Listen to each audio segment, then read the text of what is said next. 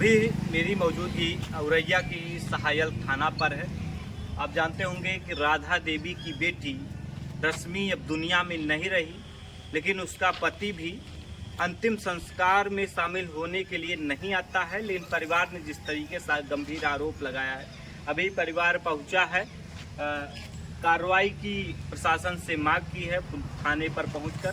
आप लोग थाने पहुंचे, कब आए थे थाने? हम आज आए थे 12 बजे आए थे थाने में। 12 बजे। क्या हुआ जब आई थे? जब आए थे तब तो और मतलब जो हमारे संगा लोग आए थे उन्होंने तो मना ही कर दी थी। बस हम और हमारे लल्ला दोनों जने माँ और बेटी गई तो बोले कि का नाम बताइए, कि बैठिए बताइए। तो जैसे हमने अपनी बात बताई तो बोल रहे हमने कि ऐसे से हमारी लड़की की मतलब मौत भई है, मारपीट करी सूरज ने। और उनके चाचा हैं 2 लोग, चाची है, तो ऐसे ऐसे मारपीट करी। 4 महीना को बच्चा भी पेट में ख़त्म हो लात मारे से। तो हमने जैसे बताई उन्हें तो कह रही है कि उनके यहाँ जाइए और मतलब हाथ जोड़िए उनसे, जैसे आप शादी करने गए तो उसी तौर से जाइए, एक बार जाके देखो कहीं। ऐसे बोल रहे हमसे सर ने बोली। तो फिर हम बोले नहीं, हम सुनत रहे। हमने फिर मन में गणित लगाओ हमारी लड़की ख़त्म भई और हमें ही उनके दरवाजे जाएं। और जब हमारी लड़की ख़त्म भई अगर उन्हें हम खबर ना करते तो मेरी गलती थी। बराबर सूचना करत रहे तब भी वे संगे नहीं हमारी लगे कोई बात में, और धमकी और देते रहे कि मतलब ब्यूज के चक्कर में अपनी बिटिया को भर्ती करे हैं। तो अब कौन से ब्यूजन के चक्कर में भर्ती करे? अब तो हमारी बिटिया ज़िंदगी भर के लिए चली गई जो दुनिया में अब उन्हें दिखाई दी है। तो बिल्कुल ऐसा लग रहा है कि बिल्कुल हमें यहाँ से इंसाफ थाने से मिले ही नहीं। हाँ बिल्कुल यही दिखाई कर रहा है। फिर अपनी मीडिया वाले भैया आए हैं, तब 2 लोग गए हैं, उनको नाम तो हमें नहीं मालूम है। तो उनकी जरिया से फिर बोले हैं एसपी साहब कि एप्लीकेशन आप दे सका तो, और एप्लीकेशन दे दिलवाए थे। प्रार्थना पत्र बोली उन्हें, प्रार्थना पत्र लिख के दे दिलवाए थे कहीं। पहले तो ले ही नहीं रहे थे। मैंने कहा आप भाई मेरा एक रिपोर्ट लिखिए कि हम भाई आप सूचना करना चाहते हैं कि वहाँ से आई है बिटिया, वहाँ पे मारकूट की, तो उसकी आप सूचना तो लो थाने में। बोलते वो तो पोस्टमार्टम की रिपोर्ट आएगी तभी होगा। हमने कि आप इससे पहले पोस्टमार्टम तो अपनी जगह पे है, हमारी रिपोर्ट लिखना आपका काम है, तो आप रिपोर्ट लिखिए। वो रिपोर्ट अगल चीज़ है और शर्मा एक अगल चीज़ है। तो बोलते वो तो नहीं लिखा जाएगा, वो अभी नहीं कुछ होगा, वो रिपोर्ट के बाद ही में होगा। हमने कि आप अभी लिख लीजिए, धारा बाद में जोड़ देना।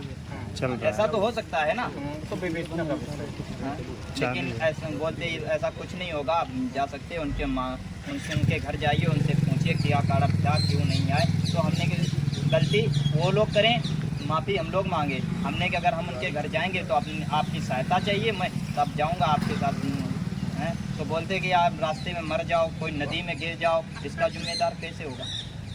हमने कि वहाँ पे चले जाओ, कि बिदूना में तो वहाँ तो बहुत मतलब पुलिस है कि वहाँ की लो साधन। हमने कि हमारा थाना ये पड़ता तो हम यहाँ से लेंगे ना, कि हम अंत से लेंगे। जब हमारा थाना ये लगता तो हम यहीं से मांग करेंगे। कह रहे कि बिदूना थाने में जाती, बिदूना थाने में आप एक बार सूचना करके देखती उन लोगों के लिए। हमने कि बिदूना थाने नहीं, मेरे सैल थाना परत मेरे मौजा में सैल थाना लगा था, तो हम यही सूचना करें कि एक बार वहाँ भी करके देख लो सूचना बिदूना थाने में। तो जो बिदूना थानों तो उन तरफ को लगा था, या तरफ को तो लगत नहीं है।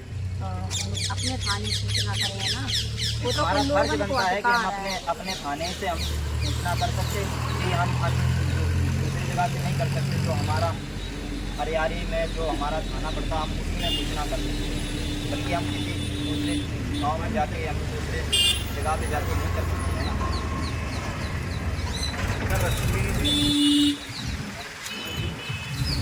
इतना ज़्यादा मारकूट की है कि मतलब उसका सर पूरे तरीका से लाल कर दिया मार के। उसके शरीर को ये समझ लो इतना मारा है, उसके घर वालों ने सारे सबने मिल के मारा है।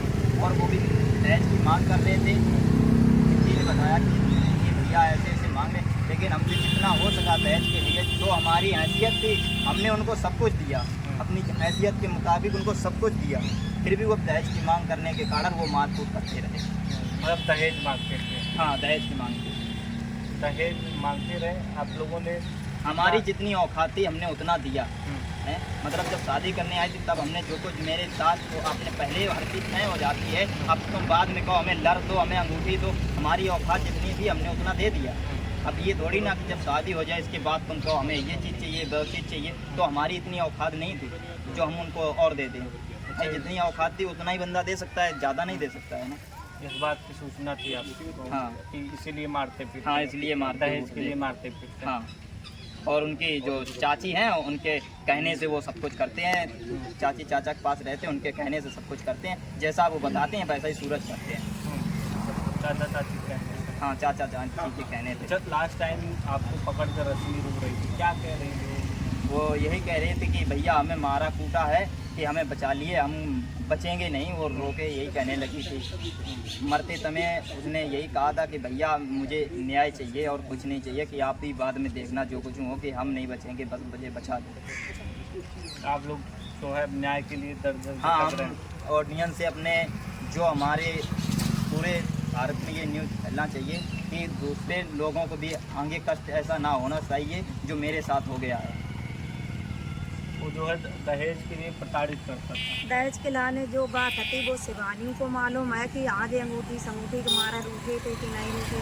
तो शिवानियों ने यह बात कही थी कि तुम इनकी बिटिया को अच्छे से रखो, अंगूठी और जो चीज़ की बात है हमने तुम्हारे पास जो बनो उनके पास मैं मदद बनी, हमने सब कुछ लो। अंगूठी की बात है तो मैं अंगूठी दे दी है, लेकिन तब भी उन लोगों के समझ में नहीं आई है। हाँ, बराबर दुखदाई कर चली आई। हालांकि हमने मनो करी थी कि यह शादी ना करो, लेकिन हमने यह सोची कि मेरे माइंड को ऑपरेशन है, कि बीमार है, अगर हमें कछु है वो तो भाई बिटिया को कौन शादी करे या कौन पालन पोषण करे।